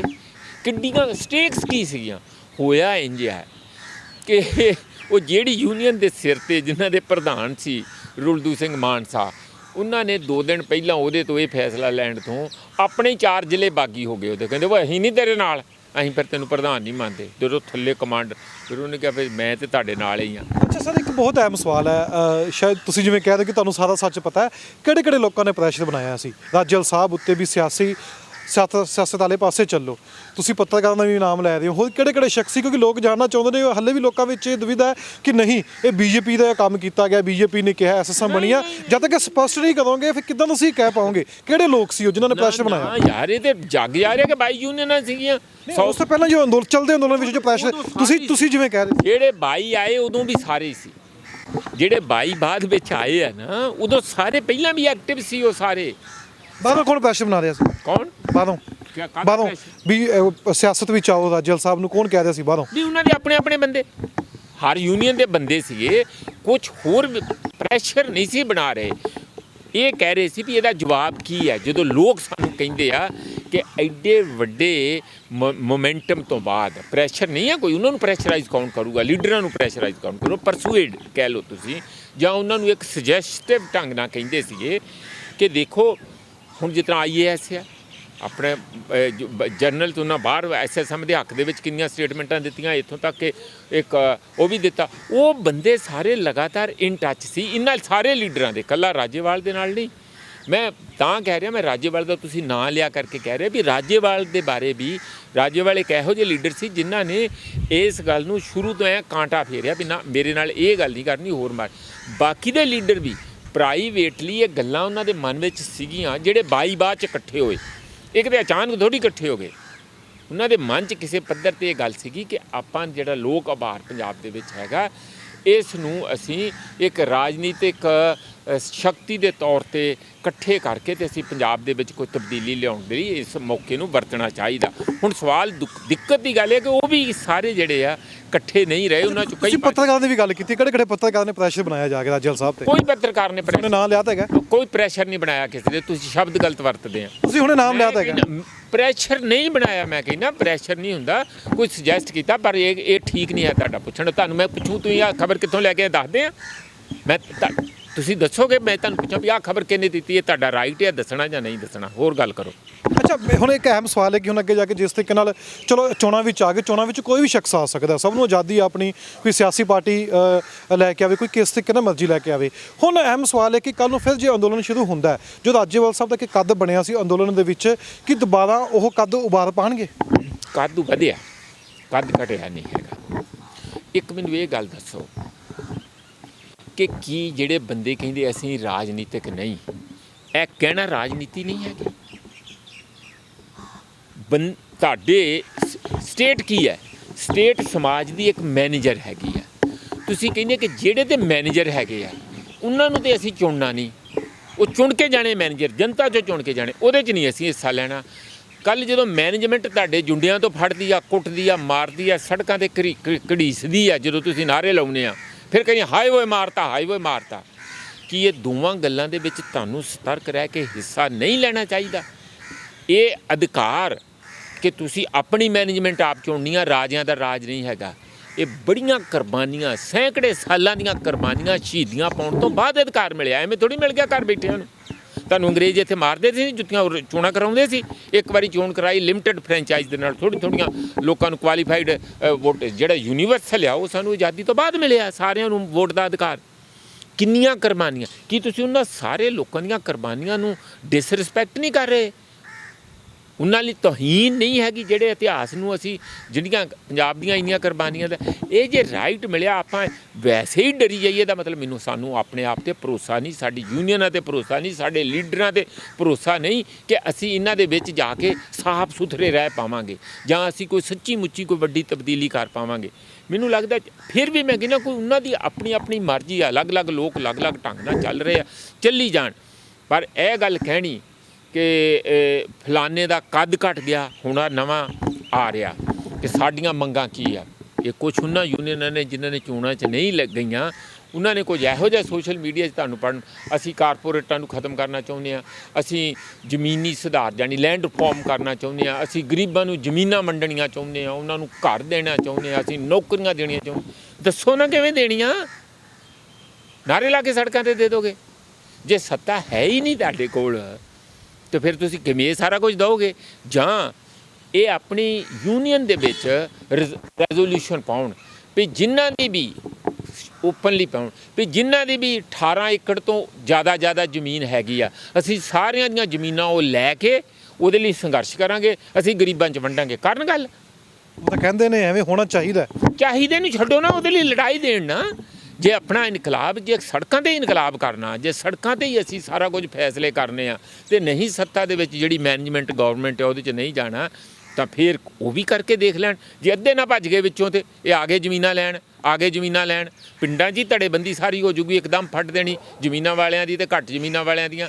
ਇਸ ਲਈ ਆਪਾਂ ਉਹ ਤਾਂ ਕਹਿੰਦੇ ਨੇ ਕਿ ਕੋਈ ਵੀ ਮਸਲੇ ਦਾ ਹੱਲ ਹੈ, ਜੇ ਉੱਥੇ ਅੰਦੋਲਨ ਚੱਲਿਆ ਉਹ ਕਿਸੇ ਸਿਆਸੀ ਪਾਰਟੀ ਨਹੀਂ ਕੀਤਾ, ਜਥੇਬੰਦੀਆਂ ਨਹੀਂ ਕੀਤਾ, ਜੋ ਸਿਆਸਤ ਵਾਲੇ ਪਾਸੇ ਨਹੀਂ ਸਨ, ਪਰ ਸਿਆਸਤ ਨੂੰ ਝੁਕਣਾ ਪਿਆ ਤੇ ਮਸਲੇ ਜਿਹੜੇ ਨੇ ਸੜਕਾਂ 'ਤੇ ਹੀ ਜਾ ਕੇ ਹੱਲ ਹੋਣੇ ਨੇ। ਆਪਾਂ ਡਿਫੈਂਸ 'ਚ ਹੀ ਰਵਾਂਗੇ ਕਿ ਉਹ ਸਾਡੇ ਮਾਰਨ, ਫਿਰ ਅਸੀਂ ਕਵਾਂਗੇ ਵੀ ਤੁਸੀਂ ਮਾਰਿਆ ਕਿਉਂ? ਤੁਸੀਂ ਉਹਨਾਂ ਨੂੰ ਮਾਰਨ ਤੋਂ ਕਿਉਂ ਨਹੀਂ ਰੋਕ ਸਕਦੇ? ਤੁਸੀਂ ਖੁਦ ਉਹ ਪੋਜੀਸ਼ਨ 'ਚ ਕਿਉਂ ਨਹੀਂ ਆ ਸਕਦੇ? ਵੀ ਕੀ ਗੱਲ ਆ? ਸਾਨੂੰ ਆਪਣੇ ਤੇ ਭਰੋਸਾ ਨਹੀਂ, ਸਾਨੂੰ ਆਪਣੇ ਲੋਕਾਂ ਤੇ ਭਰੋਸਾ ਨਹੀਂ। ਵੋਟ ਤੇ ਕਈ ਭਰੋਸਾ ਨਹੀਂ ਕਰਦੇ ਕਈ ਜਥੇਬੰਦੀ। ਕਾਰਨ ਇਹ ਤੇ ਉਹ ਦੱਸਣ ਨਾ ਕਿਉਂ ਨਹੀਂ ਕਰਦੇ? ਜੇ ਤੁਹਾਨੂੰ ਵੋਟਰ ਠੀਕ ਨਹੀਂ ਲੱਗਦੇ, ਵੋਟਿੰਗ ਦਾ ਪੈਟਰਨ, ਉਹਨੂੰ ਸੁਧਾਰ ਲਈ ਲੜਾਈ ਕਰੋ। ਵੋਟਿੰਗ ਦਾ ਜਿਹੜਾ ਸਾਡਾ ਇਲੈਕਸ਼ਨ ਕਮਿਸ਼ਨ ਦੇ ਵਿਰੁੱਧ ਜਾਓ। ਤੁਸੀਂ ਕਿਉਂ ਨਹੀਂ ਤੁਸੀਂ ਚੋਣ ਸੁਧਾਰ ਕਰਦੇ?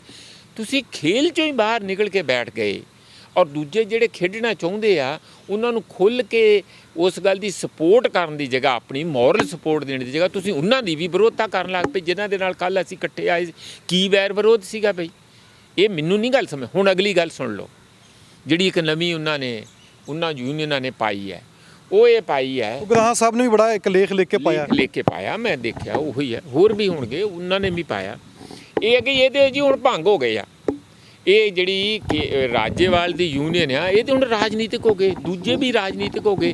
ਇਹਨਾਂ ਬਾਈਆਂ 'ਚ ਉਹਨਾਂ ਨੇ ਦੋ ਕੈਟੇਗਰੀ ਬਣਾਈਆਂ। ਇੱਕ ਤੇ ਉਹ ਕਿ ਜਿਹੜੀਆਂ ਪਹਿਲਾਂ ਹੀ ਕਿਸਾਨ ਵਿੰਗ ਸੀ ਲੈਫਟ ਪਾਰਟੀਆਂ ਦੀਆਂ, ਉਹ ਤਾਂ ਕਹਿੰਦੇ ਠੀਕ ਹੈ ਫਿਰ ਵੀ, ਕਿਉਂਕਿ ਆਪ ਵੀ ਉਸੇ ਤਰ੍ਹਾਂ ਆ ਵੀ ਉਹਨਾਂ ਨਾਲ ਤੇ ਸਾਡਾ ਗੱਲ ਹੋ ਜੂਗੀ। ਜਿਹੜੀ ਯੂਨੀਅਨ ਹੁਣ ਸੰਯੁਕਤ ਸਮਾਜ ਮੋਰਚੇ ਦੇ ਰੂਪ 'ਚ ਲੜੀ ਆ, ਉਹ ਯੂਨੀਅਨ ਤਾਂ ਖਤਮ ਹੀ ਹੋ ਗਈ। ਉਹ ਤਾਂ ਹੁਣ ਪਾਰਟੀ ਬਣ ਗਈ ਆ। ਹੁਣ ਉਹਦਾ ਕੀ ਕਰਨਗੇ? ਇਹ ਗੱਲਾਂ ਐਵੇਂ ਉਹ ਗੱਡੇ ਨਾਲ ਕੱਟਾ ਬੰਨ੍ਹਣ ਵਾਲੀਆਂ ਗੱਲਾਂ ਆ। ਬੰਦੇ ਉਹੋ ਹੀ ਆ, ਲੀਡਰ ਉਹੋ ਹੀ ਆ। ਇਹ ਪਾਰਟੀ ਰਾਤੋਂ ਰਾਤ ਨਹੀਂ ਕੋਈ ਬਣ ਜਾਂਦੀ ਹੁੰਦੀ। ਪਾਰਟੀ ਬਣਾਉਣ ਲਈ ਦਹਾਕੇ ਲੱਗਦੇ ਆ, ਟਾਈਮ ਲੱਗਦਾ ਆ। ਇਹ ਜਿੱਦਣ ਆਮ ਆਦਮੀ ਪਾਰਟੀ 2014 'ਚ ਇਲੈਕਸ਼ਨ ਲੜੀ, ਉਹਨਾਂ ਦੀ ਪਾਰਟੀ ਸੀ ਇੱਥੇ? ਕੋਈ ਪਾਰਟੀ ਨਹੀਂ ਸੀਗੀ। 2014 ਦੀਆਂ ਪਾਰਲੀਮੈਂਟ ਜਦੋਂ 4 ਸੀਟਾਂ ਲੈ ਗਏ ਤੇ 25% ਵੋਟਾਂ ਲੈ ਗਏ, ਉਹ ਕਾਹਦੇ ਨਾਲ ਲੈ ਗਏ ਸੀ? ਜੇ ਉਹ ਖੜਦੇ ਨਾ ਤੇ ਕਿੱਥੇ ਜਾਂਦੀਆਂ?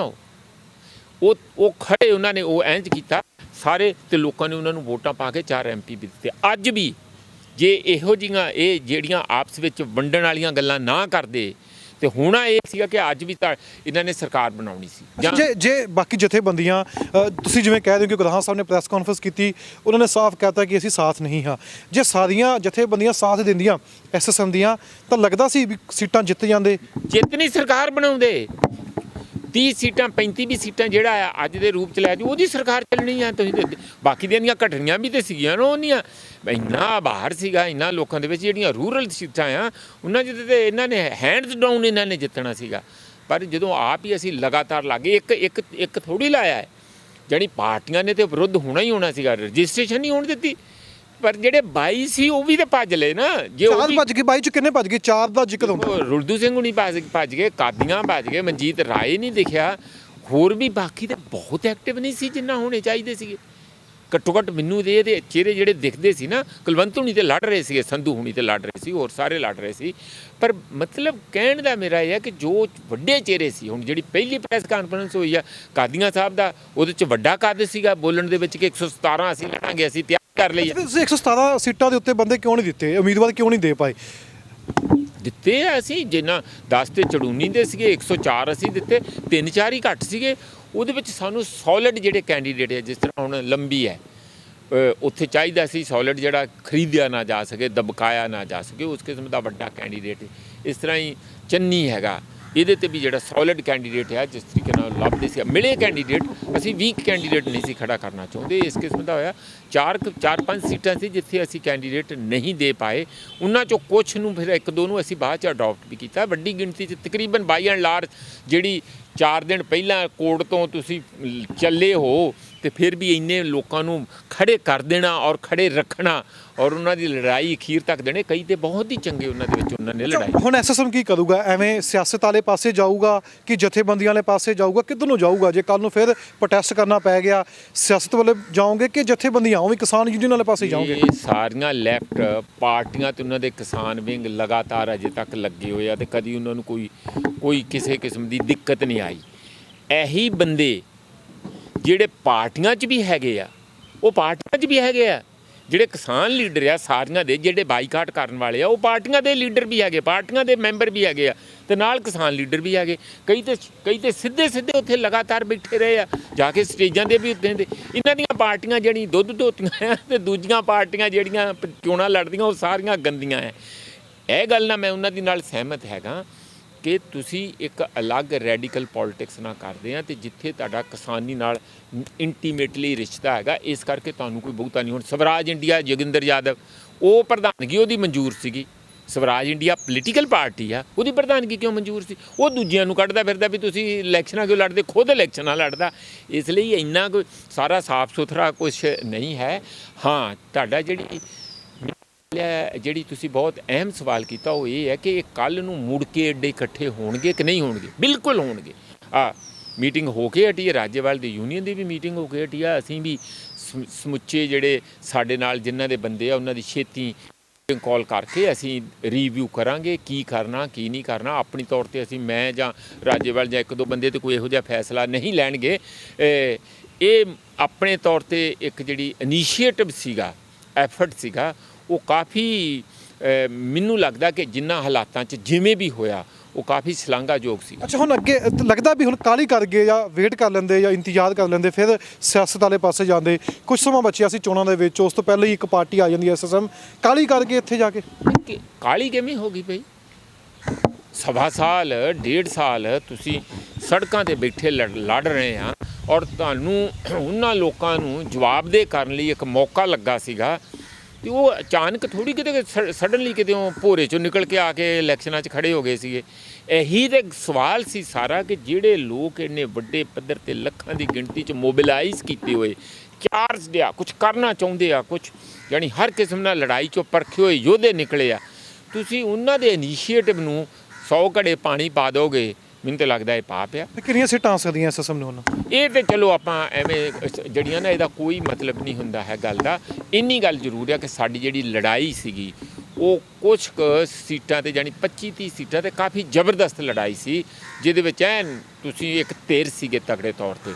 ਕੁਝ ਸੀਟਾਂ ਆ ਵੀ ਸਕਦੀਆਂ ਪਰ ਅਸੀਂ ਉਹਦੇ 'ਤੇ ਕੋਈ ਅਜੇ ਬਹੁਤਾ ਐਵੇਂ ਕਾਈਟ ਫਲਾਈਂਗ ਜਿਹੜਾ ਕਹਿੰਦਾ ਨਾ, ਉਹ ਕਰਨ ਦਾ ਕੋਈ ਫਾਇਦਾ ਨਹੀਂ ਹੈਗਾ। ਮੇਰਾ ਕਾਫੀ ਸਵਾਲ ਹੈ ਕਿ ਸੰਸਦ ਜਦੋਂ ਕਾਲ ਦਿੱਤੀ ਗਈ ਸੀ, ਤੁਹਾਨੂੰ ਯਾਦ ਹੋਣਾ ਕਿ ਸੰਸਦ ਦੇ ਬਰਾਬਰ ਸੰਸਦ ਕਿਸਾਨਾਂ ਦੀ ਲੱਗੀ ਸੀ, ਜਿਹੜੇ ਵੋਟਾਂ ਦਾ ਬਾਈਕਾਟ ਕਰਦੇ ਸੀ ਜਾਂ ਵੋਟਾਂ ਵਾਸਤੇ ਕਹਿੰਦੇ ਸੀ ਵੀ ਨਹੀਂ ਇਹ ਸਿਸਟਮ ਦੇ ਵੋਟਾਂ ਨਾਲ ਹੀ ਠੀਕ ਨਹੀਂ ਹੋਣਾ, ਤੇ ਉਹ ਸੰਸਦ ਕਿਉਂ ਕੂਚ ਕਰਨਗੇ? ਬਿਲਕੁਲ ਤੁਹਾਡੀ ਗੱਲ ਠੀਕ ਹੈ।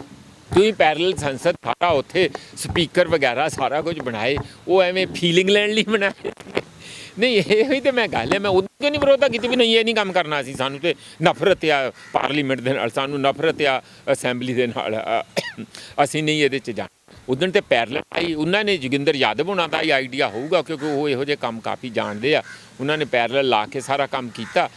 ਕਹਿਣ ਦਾ ਮਤਲਬ ਹੈ ਕਿ ਆਪਾਂ ਡਰੀਏ ਨਾ।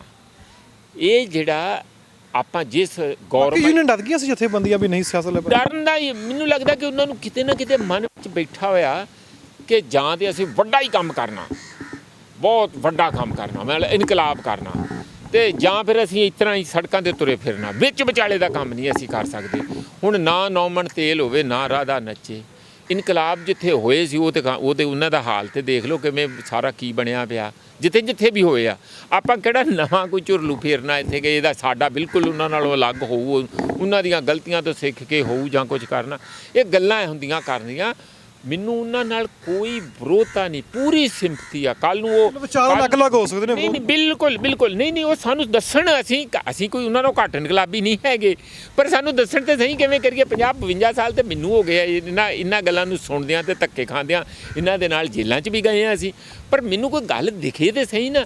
ਜਿਹੜੀ ਦਿਖਦੀ ਉਹ ਕਰਨੀ ਨਹੀਂ, ਤੇ ਜਿਹੜੀ ਹੋਣੀ ਨਹੀਂ ਜਾਂ ਹੋ ਨਹੀਂ ਰਹੀ ਉਹਨੂੰ ਫੜ ਕੇ ਤੁਸੀਂ ਐਵੇਂ ਕੰਧ ਨੂੰ ਧੱਕਾ ਮਾਰੀ ਚੱਲੋ ਤੇ ਉਹ ਬੰਦੇ ਉੱਥੇ ਹੀ ਡਿੱਗ ਡੱਗ ਪਏ। ਤੁਸੀਂ ਦੱਸ ਇਨਕਲਾਬ ਹੋਊਗਾ ਕਿਵੇਂ? ਚਲੋ ਬਾਕੀ ਪਾਰਟੀਆਂ ਕਹਿੰਦੇ ਨੇ ਇਨਕਲਾਬ ਹੋਊਗਾ, ਅਸੀਂ ਸੜਕਾਂ 'ਤੇ ਜਾ ਕੇ ਮਸਲੇ ਹੱਲ ਹੋਣੇ ਨੇ। ਉਗਰਾਹਾਂ ਸਾਹਿਬ ਨੇ ਇੱਕ ਇੰਟਰਵਿਊ 'ਚ ਕਿਹਾ ਸੀ, ਮੈਂ ਹੀ ਇੰਟਰਵਿਊ ਕੀਤਾ ਸੀ, ਕਹਿੰਦੇ ਸੀ ਕਿ ਉਗਰਾਹਾਂ ਸਾਹਿਬ ਇਹ ਜੋ ਜਥੇਬੰਦੀਆਂ ਘੁੰਮਣ ਗਈਆਂ ਨੇ, ਸੈਰ ਕਰਨ ਗਈਆਂ ਨੇ, ਚੋਣਾਂ ਤੋਂ ਬਾਅਦ ਸਾਡੇ ਕੋਲ ਵਾਪਸ ਆਉਣਗੀਆਂ। ਉਹ ਉਹਨਾਂ ਨੇ ਵੀ ਕਿਹਾ ਸੀਗਾ, ਕਿਸੇ ਨਹੀਂ ਇਹ ਤੁਹਾਡੇ ਸਾਹਮਣੇ ਇਨਕਲਾਬ ਕਿਹੋ ਜਾਣਾ ਚਾਹੀਦਾ? ਨਹੀਂ, ਇਨਕਲਾਬ ਜਿਹੜਾ ਉਹਨਾਂ ਦਾ ਤੇ ਕਲਾਸੀਕਲ ਮਾਡਲ ਹੀ ਹੈ ਸਾਰਾ, ਜਿਹੜਾ ਮਾਰਕਸ, ਉਹਨਾਂ ਨੂੰ ਕਾਰਲ ਮਾਰਕਸ ਕਹਿ ਗਿਆ ਸੀਗਾ 150 ਸਾਲ ਪਹਿਲਾਂ ਵੀ ਇੰਜ ਇੰਜ ਤੁਸੀਂ ਵਰਕਿੰਗ ਕਲਾਸ ਇਹ ਸਾਰਾ ਕੁਝ ਕਰਨਾ। ਤੁਸੀਂ ਦੇਖੋ ਇਨਕਲਾਬ ਕਿਹਦੇ ਲਈ ਕਰਨਾ। ਸਭ ਤੋਂ ਇੰਪੋਰਟੈਂਟ ਚੀਜ਼ ਹੈ ਜਿਹੜਾ ਇਨਕਲਾਬ ਕਰੀਦਾ ਉਹ ਵਰਕਰ ਤੇ ਦਲਿਤ ਲਈ, ਇੰਡੀਆ ਦੇ ਕੰਟੈਕਸਟ ਵਿੱਚ ਦਲਿਤ ਇਹ ਬਹੁਤ ਇੰਪੋਰਟੈਂਟ ਹੈ, ਤੇ ਵਰਕਿੰਗ ਕਲਾਸ, ਸਾਰੀ ਵਰਕਿੰਗ ਕਲਾਸ। ਤੀਜੇ ਨੰਬਰ ਤੇ ਔਰਤਾਂ, ਚੌਥੇ ਨੰਬਰ ਤੇ ਕਿਸਾਨੀ। ਹੁਣ ਇਹਨਾਂ ਦਾ ਆਧਾਰ ਤੇ ਕਿਸਾਨੀ 'ਚ ਹੈਗਾ, ਮੈਨੂੰ ਦੱਸਣ ਵਰਕਿੰਗ ਕਲਾਸ 'ਚ ਕਿੱਡਾ ਆਧਾਰ ਹੈਗਾ, ਮੈਨੂੰ ਇਹ ਦੱਸਣ ਔਰਤਾਂ 'ਚ ਕੁਛ ਉਗਰਾਹਾਂ ਦਾ ਹੈਗਾ, ਪਰ ਉਹ ਚਲੋ ਮਤਲਬ ਇੱਕ ਲਿਮਟਿਡ ਲੈਵਲ 'ਤੇ, ਉਹ ਇਨਕਲਾਬ ਦੇ ਪੱਧਰ ਦੇ ਉੱਤੇ ਲੈਵਲ 'ਤੇ ਐਜ਼ ਵਿਮਨ ਸਾਰੀਆਂ ਔਰਗੇਨਾਈਜ਼ ਹੋ ਕੇ ਆ ਜਾਣ, ਉਹ ਨਹੀਂ ਹੈ, ਸਿੰਬੋਲਿਕ ਹੈਗਾ। ਚਲੋ ਉਹ ਉਹਨਾਂ ਦੀ ਵੈਸੇ ਇਹ ਚੰਗੀ ਗੱਲ ਹੈ, ਮੈਨੂੰ ਹਮੇਸ਼ਾ ਉਹ ਚੰਗੀ ਲੱਗੀ। ਅਗਲੀ ਗੱਲ, ਦਲਿਤ ਦੇ ਵਿੱਚ ਕਿੰਨਾ ਕੁ ਆਧਾਰ ਹੈ, ਕਿੰਨੇ ਦਲਿਤ ਗਏ ਸੀ ਉੱਥੇ ਸਾਰੇ।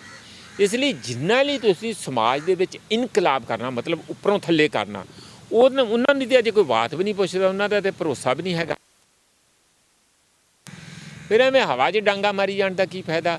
ਕਿ ਇਹ ਇਸ ਲਈ ਮੇਰੀ ਜੇ ਰਾਏ ਪੁੱਛੋ ਤੇ ਇਹਨਾਂ ਨੂੰ ਜੋ ਸਾਨੂੰ ਅਧਿਕਾਰ ਮਿਲੇ ਹੋਏ ਆ, ਕਾਨੂੰਨ ਅਧਿਕਾਰ, ਕਨਸਟੀਟਿਊਸ਼ਨਲ ਅਧਿਕਾਰ, ਔਰ ਮੈਂ ਇਹ ਵੀ ਦੱਸ ਦਿਆਂ ਇਹ ਬਹੁਤੀ ਦੇਰ ਨਹੀਂ ਰਹਿਣੇ। ਜੇ ਇਸ ਤਰ੍ਹਾਂ ਹੀ ਅਸੀਂ ਹਰ ਵਾਰੀ ਗਲਤੀਆਂ ਕਰਦੇ ਰਹੇ, ਆਪਣਾ ਛਿੰਨ-ਬਿੰਨ ਹੁੰਦੇ ਰਹੇ ਤੇ ਲੱਤਾਂ ਇੱਕ ਦੂਜੇ ਦੀਆਂ ਖਿੱਚਦੇ ਰਹੇ, ਘਰਾਂ ਤੋਂ ਨਹੀਂ ਬਾਹਰ ਨਿਕਲ ਦੇਣਗੇ। ਅੱਜ ਹੋਇਆ ਨਾ ਜਦੋਂ ਐਸਮਾ ਲਾਤਾ ਉਹਨਾਂ ਨੇ ਫੜ ਦੇਣੀ। ਅੱਜ ਸਾਡੀਆਂ ਜਿਹੜੀਆਂ ਇੱਥੇ ਸਟ੍ਰਾਈਕ ਚੱਲੀ ਆ, ਉਹ ਕਹਿੰਦੇ ਜੀ ਐਸੈਂਸ਼ੀਅਲ ਸਰਵਿਸਿਜ਼ ਐਕਟ ਦੇ ਤਹਿਤ ਅਸੀਂ ਇਹਨਾਂ ਨੂੰ ਕਰ ਰਹੇ, ਰਾਤੋਂ ਰਾਤੀ ਲੀਡਰ ਚੁੱਕ ਲਿਆ। ਆ ਤੁਸੀਂ ਹੁਣੇ ਦੱਸ ਰਹੇ ਤੇ ਮੈਨੂੰ ਤਾਂ ਪਤਾ ਸੀ ਵੀ ਚੁੱਕਣੇ ਹੀ ਆ। ਕੋਰਟ ਵੀ ਐਕਟਿਵ ਹੋ ਗਈ ਕਿਉਂਕਿ ਜੱਜਾਂ ਦੇ ਤੁਸੀਂ ਬਿਜਲੀ ਬੰਦ ਕਰਤੀ ਆ। ਇਸ ਲਈ ਜਿੱਦਣ ਇਹ ਚੱਲਿਆ 2024 ਤੋਂ ਬਾਅਦ ਵੱਡਾ ਕੰਮ, ਆ ਜਿਹੜੇ ਵੱਡੇ ਵੱਡੇ ਮੋਰਚੇ ਲਾਉਣੇ ਇਹ ਬੰਦ ਹੋ ਜਾਣਗੇ। ਫਿਰ ਕੀ ਕਰੋਗੇ? ਫਿਰ ਇਨਕਲਾਬ ਕਰੋਗੇ ਜਾਂ ਆਪਣੇ ਆਪ ਨੂੰ ਬਚਾਓਗੇ? ਇਹ ਜਿਹੜਾ ਮੌਕਾ ਸਾਨੂੰ ਮਿਲਿਆ ਉਹਦੇ ਵਿੱਚ ਸਾਨੂੰ ਆਪਣੀ ਸਟਰੈਟਜੀ ਤੈਅ ਕਰਕੇ ਤੇ ਆਪਣਾ ਕੋਈ ਨਾ ਕੋਈ ਅੱਗੇ ਕਦਮ ਵਧਾਉਣੇ ਚਾਹੀਦੇ ਹੁੰਦੇ ਆ। ਇਹ ਨਾ ਵੀ ਡੀਕੀ ਚਲੋ ਵੀ 10 ਸਾਲ ਤੋਂ ਬਾਅਦ ਕਰਾਂਗੇ, ਉਹ 10 ਸਾਲਾਂ ਤੋਂ ਬਾਅਦ ਕਦੀ ਵੀ ਕੋਈ ਗੋਲਡਨ ਪੀਰੀਅਡ ਆਉਣਾ ਨਹੀਂ। ਜੇ ਇੱਕ ਆਖਰੀ ਸਵਾਲ ਹੈ ਕਿ ਤੁਸੀਂ ਕਹਿ ਰਹੇ ਹੋ ਕਿ ਜੇ ਸਾਰੀ ਜਥੇਬੰਦੀਆਂ ਸਾਥ ਦਿੰਦੀਆਂ ਤਾਂ ਹੋ ਸਕਦਾ ਸੀ ਐਸਐਸਐਮ ਸੱਤਾ ਦੇ ਵਿੱਚ ਆ ਜਾਂਦੀ। ਜੇ ਸੱਤਾ ਵਿੱਚ ਨਾ ਆਈ, ਲੱਗਦਾ ਵੀ ਜਥੇਬੰਦੀਆਂ ਜ਼ਿੰਮੇਵਾਰ ਹੋਣਗੀਆਂ? ਦੇਖੋ ਕੁਦਰਤੀ ਆ, ਮੈਂ ਤਾਂ ਇਸ ਗੱਲ ਦਾ ਸਮਝਦਾ ਕਿ ਜੇ ਕਿਸੇ ਨੇ ਮੋਮੈਂਟੋ ਨੂੰ ਟਾਰਪੀਡੋ ਕੀਤਾ ਜਾਂ ਉਹਨੂੰ ਕਮਜ਼ੋਰ ਕੀਤਾ ਤਾਂ ਉਹਨਾਂ ਨੇ ਕਾਰਨ ਉਹਨਾਂ ਦੇ ਆਪਣੇ ਆਈਡੀਆਲੋਜੀਕਲ ਆ, ਵਿਚਾਰਧਾਰਕ ਹੋਣ ਵੀ ਅਸੀਂ ਤਾਂ ਕਦੀ ਵੀ ਨਹੀਂ ਸੀ ਕਰਦੇ, ਅਸੀਂ ਤਾਂ ਪਹਿਲਾਂ, ਉਹ ਬਥੇਰੀਆਂ ਗੱਲਾਂ ਉਹਨਾਂ ਕੋਲ ਕਰਨ ਵਾਲੀਆਂ ਹੈਗੀਆਂ। ਪਰ ਮੈਨੂੰ ਲੱਗਦਾ ਕਿ ਉਹ ਜਿਹੜੀ ਸਾਡੀ ਗਰਾਊਂਡ ਰਿਐਲਿਟੀ ਹੈਗੀ ਆ, ਸਾਡੀ ਜਿਹੜੀ ਸੰਵਿਧਾਨਿਕ ਕਾਨੂੰਨ ਦੀ ਰਿਐਲਿਟੀ ਹੈ, ਸਾਡੇ ਡੈਮੋਕ੍ਰੈਟਿਕ ਸਿਸਟਮ ਦੀ ਰਿਐਲਿਟੀ ਆ, ਉਹਨੂੰ ਐਨ ਅੱਖਾਂ ਬੰਦ ਕਰਕੇ ਬੈਠੇ ਆ। ਉਸ ਤੋਂ ਉਹਨੂੰ ਸਮਝੋ ਉਹਦੇ 'ਚ ਕੀ ਪੋਸੀਬਿਲਿਟੀ ਹੈ। ਜਿਹੜੀ ਪੋਲੀਟਿਕਸ ਹੁੰਦੀ ਹੈ ਉਹ ਪੋਸੀਬਿਲਿਟੀਜ਼ ਨੂੰ ਅਵੇਲ ਕਰਨਾ, ਉਹਨੂੰ ਕਿਵੇਂ ਆਪਣੇ ਮੌਕੇ ਨੂੰ ਹੱਕ 'ਚ ਕਰਨਾ, ਉਹਦੀ ਹੁੰਦੀ ਆ। ਨਾ ਕਿ ਤੁਸੀਂ ਆਪਣੀ ਕੁਝ ਆਪਣੇ ਵਿਚਾਰ ਬਣਾ ਕੇ, ਹਵਾ ਮਹਿਲ ਬਣਾ ਕੇ ਉਹਨਾਂ ਨੂੰ ਇੰਤਜ਼ਾਰ ਕਰਨ ਲੱਗ ਜਾਓ ਵੀ ਇੱਕ ਦਿਨ ਉਹ ਆਊਗਾ ਅਤੇ ਉਸ ਦਿਨ ਫਿਰ ਅਸੀਂ ਹੱਲਾ ਬੋਲਾਂਗੇ। ਇਹ ਮਤ ਸਮਝੋ ਉਹ ਦਿਨ ਕਦੀ ਨਹੀਂ ਆਉਣਾ, ਉਹ ਕਦੀ ਨਹੀਂ ਆਉਣਾ। ਇੱਥੇ ਜਿਹੜੀਆਂ ਲੈਫਟ ਪਾਰਟੀਆਂ ਐਡੀਆਂ ਸਟਰੋਂਗ ਸੀ, CPM ਨੇ 32 ਸਾਲ ਰਾਜ ਕੀਤਾ, ਕਿਹੜਾ ਇਨਕਲਾਬ ਹੋ ਗਿਆ ਵੈਸਟ ਬੰਗਾਲ 'ਚ ਵੀ CPM ਦਾ। ਐਤਕੀ ਨਾ ਕਾਂਗਰਸ ਦੀ ਇੱਕ ਸੀਟ ਆਈ ਅਤੇ ਨਾ ਉਹਨਾਂ 32 ਸਾਲਾਂ 'ਚ ਲਗਾਤਾਰ ਰਾਜ ਕਰਨ ਵਾਲਿਆਂ ਦੀ ਇੱਕ ਸੀਟ ਵੀ ਨਾ ਆਏ। ਇਸ ਲਈ ਐ ਕੋਈ ਸੌਖਾ ਕੰਮ ਨਹੀਂ ਹੈ ਤਬਦੀਲੀਆਂ ਕਰਨੀਆਂ। ਮੇਰਾ ਤਾਂ ਇਹ ਕਹਿਣਾ ਕਿ ਇਹਨਾਂ ਸਾਡੇ ਸਾਰੇ ਵੀਰਾਂ ਨੂੰ ਗਾਂਹ ਤੋਂ ਵੀ ਕੋਈ ਵੱਡਾ ਮੌਕਾ, ਪੰਜਾਬ ਅੰਗੜਾਈਆਂ ਅਰਬੇ ਕਰ ਰਿਹਾ, ਕੋਈ ਮੌਕਾ ਮਿਲੇ ਅਤੇ ਇਹਨਾਂ ਨੂੰ ਹੱਲਾ ਬੋਲ ਕਰਨਾ ਚਾਹੀਦਾ। ਇਹ ਅੱਗੇ ਆ ਜਾਣ, ਸਾਨੂੰ ਕੋਈ ਨਹੀਂ, ਅਸੀਂ ਬਾਹਰ ਹੀ ਰਹਿ ਜਾਂਗੇ, ਸਾਨੂੰ ਕੋਈ ਨਹੀਂ ਹੈ ਕਿ ਅਸੀਂ ਕੋਈ ਉਹਦੇ 'ਚੋਂ ਪਾਉਣਾ ਲੈਣਾ। ਪਰ ਸਾਡੀ ਦਿਲ ਦੇ ਵਿੱਚ ਜਿਹੜਾ ਪੰਜਾਬ ਦਾ ਇੱਕ ਪੀੜਾ ਵੀ ਹੈ ਸਾਰਿਆਂ ਦੇ, ਔਰ ਇੱਕ ਅਸੀਂ ਚਾਹੁੰਦੇ ਵੀ ਆ ਕਿ ਪੰਜਾਬ ਦੀ ਜਿਹੜੀ ਪੁਰਾਣਾ ਰੁਤਬਾ ਆ, ਜਿਸ ਤੋਂ ਸਾਨੂੰ ਥੱਲੇ ਪੁਸ਼ ਕਰਤਾ ਗਿਆ, ਬਾਰ-ਬਾਰ ਕੀਤਾ ਜਾ ਰਿਹਾ, ਉਸ ਨੂੰ ਅਸੀਂ ਕਿਵੇਂ ਬਹਾਲ ਕਰੀਏ। ਔਰ ਇਹ ਜੇ ਸੁਪਨਾ ਪੂਰਾ ਕਰਨਾ ਤਾਂ ਮੈਨੂੰ ਲੱਗਦਾ ਕਿ ਆ ਜਿਹੜੇ ਸਾਡੇ ਰੋਜ਼ਮਰਾ ਦੇ ਵੀ ਇੱਕ ਤੌਰ ਤਰੀਕੇ ਆ, ਉਹਨਾਂ ਬਾਰੇ ਵੀ ਜ਼ਰੂਰ ਸੋਚਣਾ ਚਾਹੀਦਾ। ਤੇ ਸਾਡੀ ਗੱਲਬਾਤ ਸੁਣੀਏ, ਸਾਡੇ ਨਾਲ ਮੌਜੂਦ ਸਨ ਪ੍ਰੋਫੈਸਰ ਮਨਜੀਤ ਸਿੰਘ। ਇੰਟਰਵਿਊ ਕਰਨ ਦਾ ਮਕਸਦ ਇਹ ਸੀ ਕਿ ਐਸਐਸਐਮ ਬਣਦਾ ਕਿਸਾਨੀ ਅੰਦੋਲਨ ਵਿੱਚੋਂ, ਜਿਵੇਂ ਜ਼ਿਕਰ ਕਰਦੇ ਨੇ ਕਿ ਬਾਰ-ਬਾਰ ਲੋਕ ਆ ਕੇ ਕਹਿੰਦੇ ਸੀ ਉੱਥੇ ਵੀ ਤੁਸੀਂ ਸਿਆਸਤ ਵਾਲੇ ਪਾਸੇ ਕਿਉਂ ਨਹੀਂ ਜਾਂਦੇ, ਇਹ ਅੰਦੋਲਨ ਤੋਂ ਬਾਅਦ ਕੀ ਹੋਊਗਾ, ਕੀ ਕਰੋਗੇ। ਮੋਰਚੇ ਤੋਂ ਇੱਕ ਮੋਰਚਾ ਐਸਐਸਐਮ ਬਣ ਜਾਂਦਾ, ਪਰ ਕਿੰਨੀਆਂ ਸੀਟਾਂ ਆਉਣਗੀਆਂ ਇਹ 10 ਮਾਰਚ ਨੂੰ ਪਤਾ ਲੱਗੂਗਾ। ਪਰ ਜਿਵੇਂ ਪ੍ਰੋਫੈਸਰ ਮਨਜੀਤ ਸਿੰਘ ਕਹਿੰਦੇ ਵੀ ਜਾਣਾ ਚਾਹੀਦਾ ਹੈ ਰਾਜਨੀਤੀ ਵਿੱਚ ਬਾਹਰ ਬੈਠ ਕੇ ਕੀ ਕਰ ਲਓਗੇ ਕਿ ਵਾਕਈ ਇਨਕਲਾਬ ਆ ਜਾਊਗਾ, ਕਿਉਂਕਿ ਕਈ ਜਥੇਬੰਦੀਆਂ ਹੁਣ ਤੱਕ ਵੋਟ ਦਾ ਬਾਈਕਾਟ ਕਰਦੀਆਂ ਨੇ, ਕਈ ਇਸ ਸਿਸਟਮ ਦੇ ਵਿੱਚ ਭਰੋਸਾ ਨਹੀਂ ਕਰਦੀਆਂ। ਫਿਰ ਉਹਨਾਂ ਨੂੰ ਵੀ ਸਵਾਲ ਇਹਨਾਂ ਨੇ ਕੀਤਾ ਕਿ ਉਹ ਕਿਸ ਤਰੀਕੇ ਨਾਲ ਸਿਸਟਮ ਵਿੱਚ ਸੁਧਾਰ ਕਰਨਗੇ, ਨੌਕਰੀਆਂ ਕਿੱਥੋਂ ਦੇਣਗੇ। ਨੌਕਰੀਆਂ ਤਾਂ ਉਸੇ ਸਿਸਟਮ ਵਿੱਚੋਂ ਆਉਣੀਆਂ ਨੇ ਜਿੱਥੇ ਵੋਟ ਪਾ ਕੇ ਲੋਕਾਂ ਨੇ ਉਮੀਦਵਾਰ ਚੁਣੇ ਨੇ।